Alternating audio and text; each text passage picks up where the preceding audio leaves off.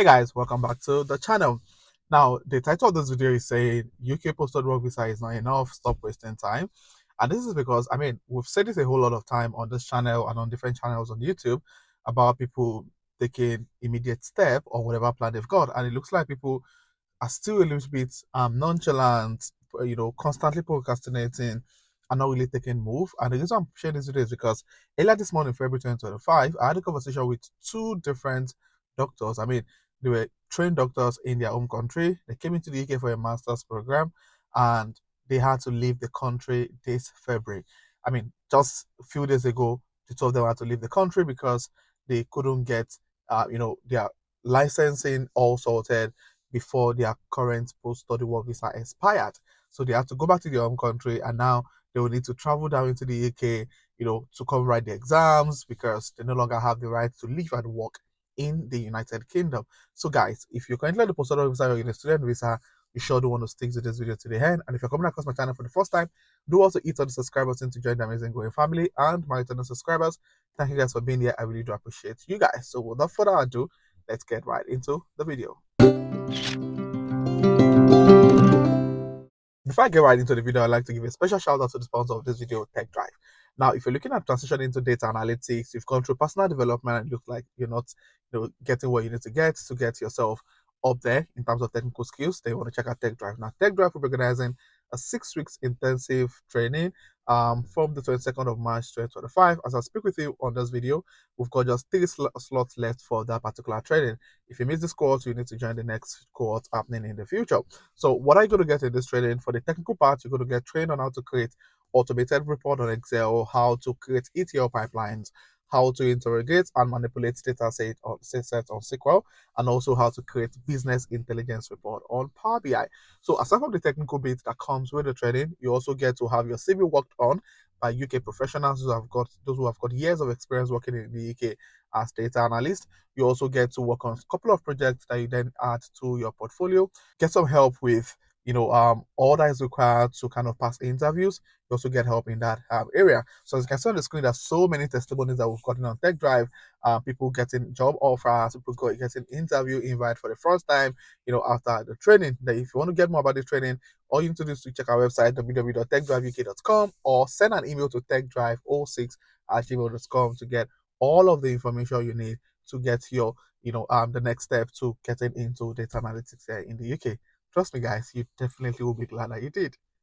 Now, a little bit of backstory about these doctors, and they both came into the UK about 3 years ago, and they both came into the UK to study masters in public health, and I think that's kind of a trend among doctors, or those who are trained as doctors back in their own country, to come into the UK, do a masters in public health, and then hope to get their licensing done and all of those interesting stuff. Now, so these two individuals were doctors in their own country, did their master's program in public health, which lasted for just 1 year, and they both got on the post-study work visa. And the reason I'm saying their story together is because it's quite similar, even though they are two different individuals. Their stories are quite similar, and they both experience the same, situation I'm going to be talking about in this video, and how you can actually avoid this if you're currently a student or you are on the post-study work visa.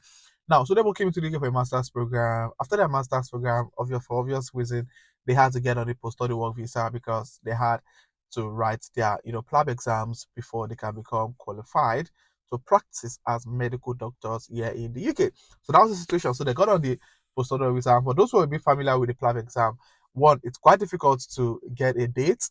Earliest dates. It takes people months, if not even up to a year, to eventually get a date. And these individuals, they didn't apply, or they didn't try to book the dates for the program until they got on the post-study work visa, because while they were studying, of course, they had a lot of bills to pay. They had to work. They had to finish up their master's program. So the PLAB exam was not like a priority for, which is quite understandable, to be honest. So when they got on the post-study work visa, they started trying to get a date. They eventually got a date, which was like close to 9 months after the post-study visa had already started, which was fine. Now the issue they had was that they both failed the PLAB one, and when they failed the exam, they had to rebook another exam, and it took them a couple of months again to get the whole thing booked. Now, to cut long story short, they ended up not, so they both passed the PLAB one exam. However, the PLAB two exam, they both failed twice. no, so the first person failed twice, the second person failed once, and yeah, they weren't able to get any dates until their post-study work visa expired.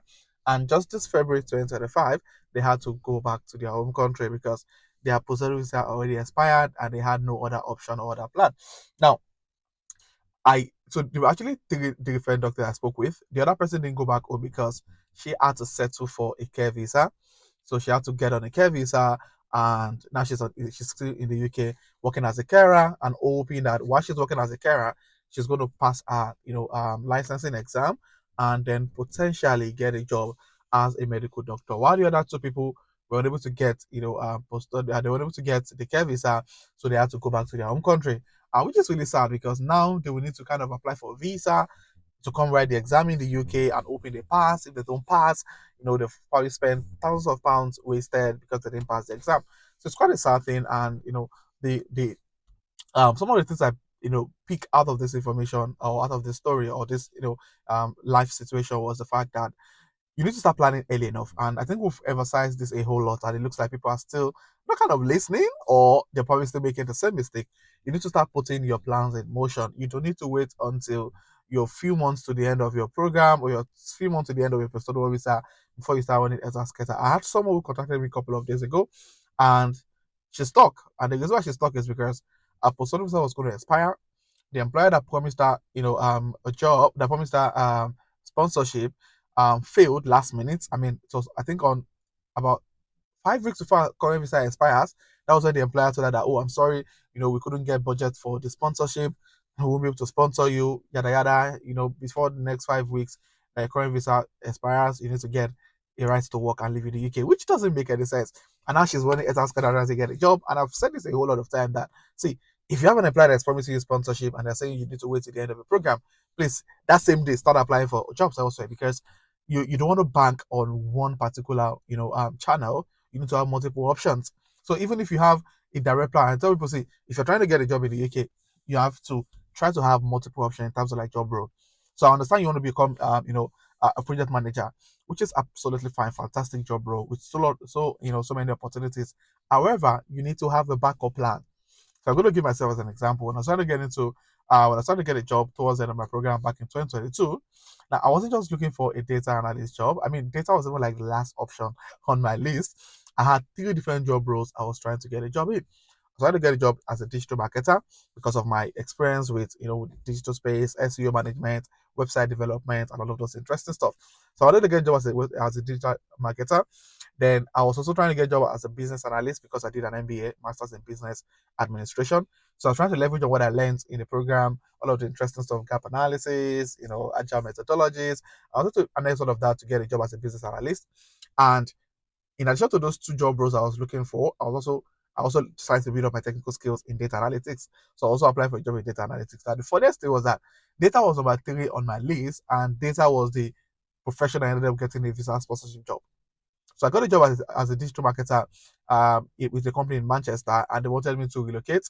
But the issue with the job was that it was a 3 month contract role, which is subject to renewal. It's based on their discretion or availability of budget at that time. And I had to relocate I was living in Newcastle back there, from Newcastle to Manchester on the 3 month contract. So it doesn't really make sense at that time. So I didn't take the offer. I had another offer somewhere, in Wales, Swansea. I also didn't take the offer because it was also a 6 month contract.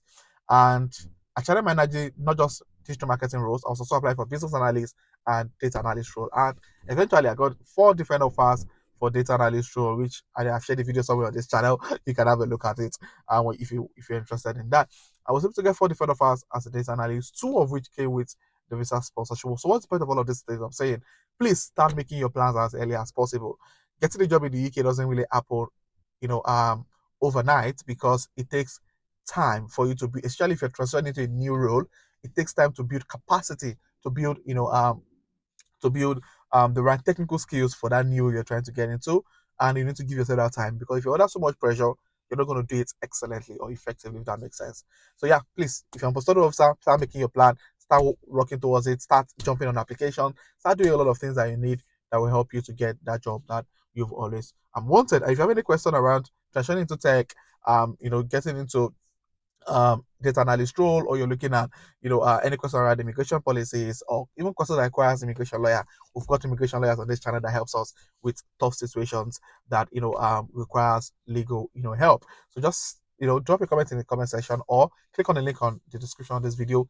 Jump on a one-to-one session with me, and we'll try to get all those challenges or issues sorted as quick as possible.